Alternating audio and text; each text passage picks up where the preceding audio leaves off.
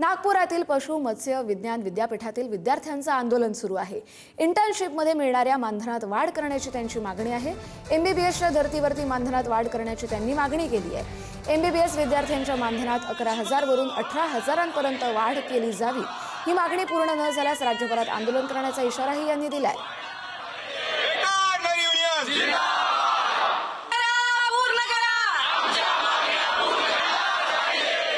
शासन निर्णयानुसार त्यावर अंमलबजावणी होऊन पशुवैद्यकीय विद्यार्थ्यांचा अलाउन्स सुद्धा वाढण्याची अपेक्षा शासनाकडून होती, परंतु आज 3 वर्ष उलटून गेल्यानंतर सुद्धा ह्या विषयावर शासनाकडून अजून काही निर्णय आलेला नाही आहे।